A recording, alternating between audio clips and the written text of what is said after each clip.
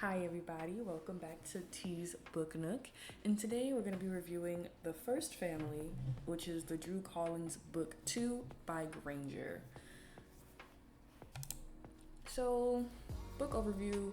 Basically, everybody that was in the first book is in this one, and they're basically navigating their way around this HBCU in the midst of murder, betrayal, and mystery. A little too much of it if you ask me, but we'll get into that later, right? So characters. We have Maggie Gray, still main character.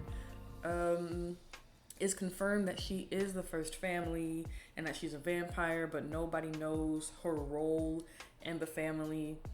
And it gets confusing with her character. Also, she becomes really insufferable for me in the book. I just don't like her attitude sometimes, and she's super insufferable to me. I can't stand her character. Susie, this book she becomes a little bit unhinged, I'm not gonna lie.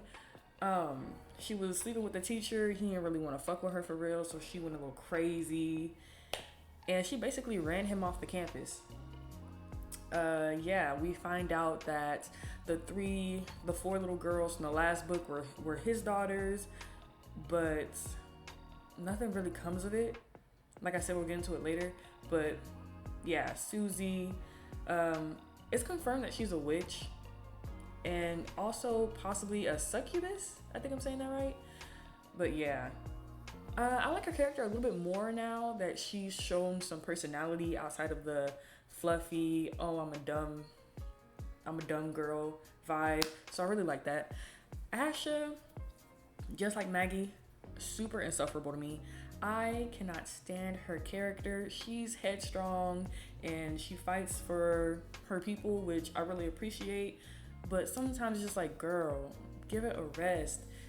Because there's a situation that happens in the book where her and Isis basically get like jumped, and she does her big one, I'm not gonna lie. She beats up all the sirens that were in on it, and then afterwards everybody's trying to make peace with it, and she's still on that fuck them people type shit. And it's like, girl, they're trying to bring you into their fold, and you're gonna end up alone. You're gonna end up alone if you keep pushing these people away. Isis, I don't even know what to say about Isis. She contributes not that much to the book, I'm not gonna lie.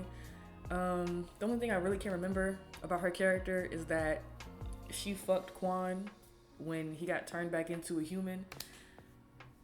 And then, yeah, Isis, she doesn't really give a lot to the book in my opinion. Quan, really like Quan, standing on what I said in the first video. He's the realest one out of this entire book. Keeps telling these bitches they're dumb and they're not freaking listening.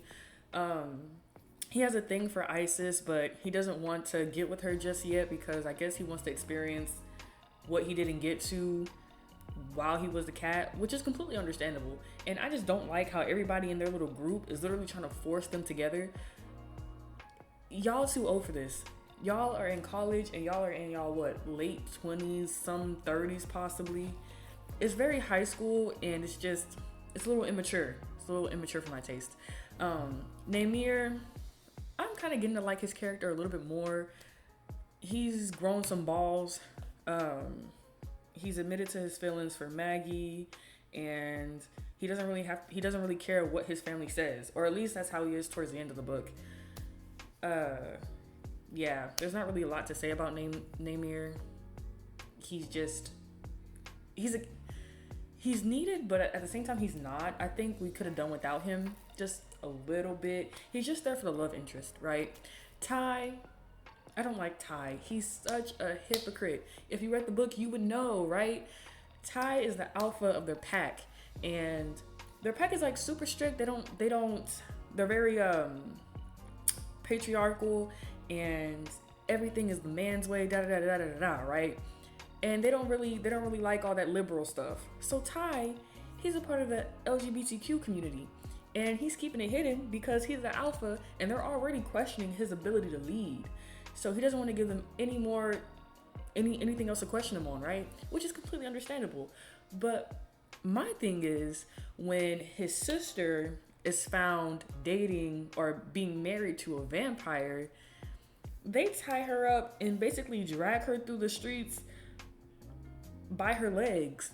And Ty's just sitting there watching it like, babes, your boyfriend is right next to you that nobody knows about, but your sister can't be married to a vampire? Be for real. Like, stop being a hypocrite. It's absolutely ridiculous. Whatchamacallit? Professor Hawkins, the character himself is made to be like calculating, but he's very impulsive at the same time, right? And also, there's a point in the book where it's revealed he's a predator. And in the first book, there was no hints that he was a predator. It's just like, bam, he's a predator.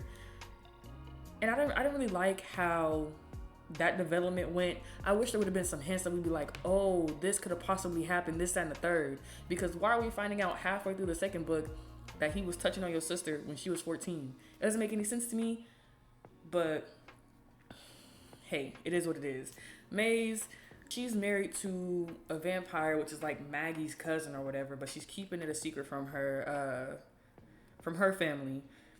And so basically she's at a torn road. I'm not gonna lie, I really like the relationship that she has with her husband. It's cool, but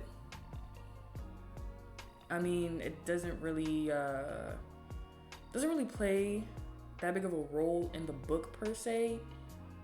Just that character's development.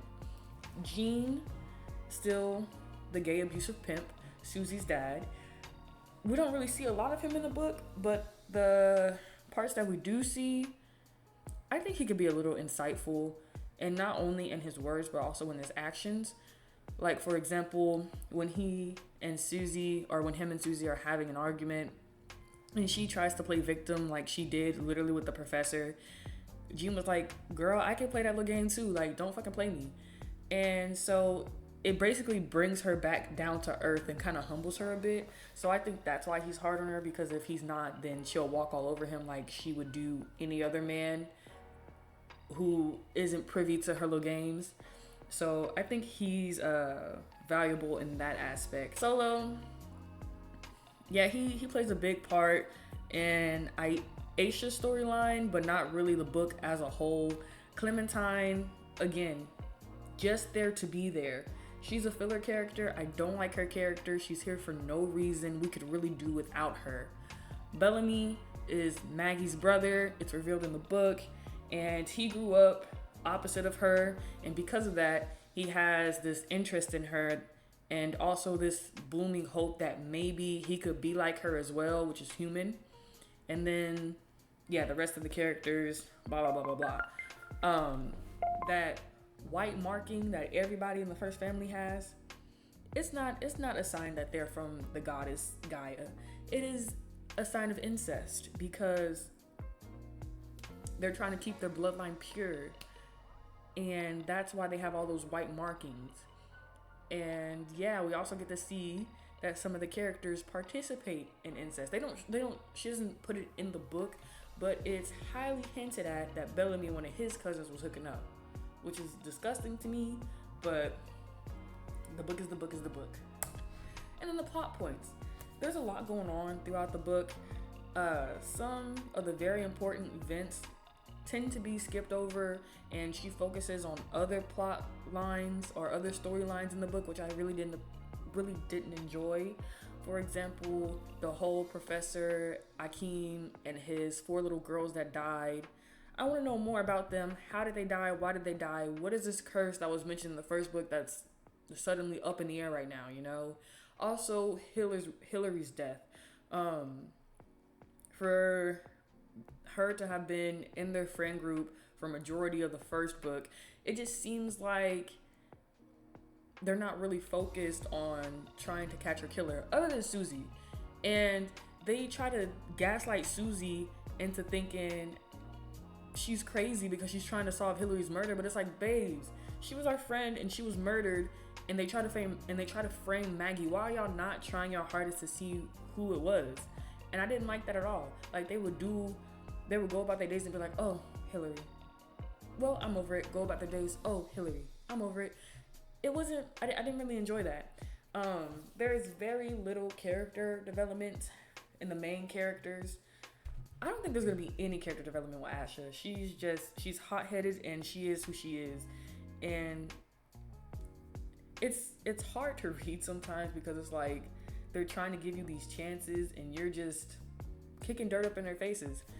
I don't really see the character development. Isis, one of the main characters as well, there's not really a lot of character development with her, but truthfully I don't really think the book was focused on development of the characters. I think it was primarily focused on development of storylines, so hopefully we get to see a little bit of character development in the third book. Yeah, and to tie into the first point, I do wish a few details would have been wrapped up in the first book before starting the new storyline, like again the murders of the girls, Professor Akim's story. Hopefully we get to hear a little bit more about that in the third book. Hillary's whole ordeal, and just a few other things that could have been wrapped up easily. And if we're going to see any more of Hillary, because they keep saying that she passed on, but then I think she has a message for her friend group, because what is this painting that she's in that she keeps waiting by the tree? I feel like she's waiting for them to tell them something, but nobody's making any moves. And it's a lot of things happening at once in this book. It's a lot being thrown at you. You really have to keep up. Again, Professor Akim's history with the college, and then Professor Hawkins, why is he suddenly a predator? Why is it just like boom, he was touching me? Why aren't there signs? Because Maze was around him all the time in the first book, and she never once gave off the impression that she was disgusted or she was a little sus of his of him being around her. So why is it all of a sudden he was touching on her, you know? And I didn't get that. Also, I just wished that she spent a little bit more time developing the world and the characters inside of the world, instead of just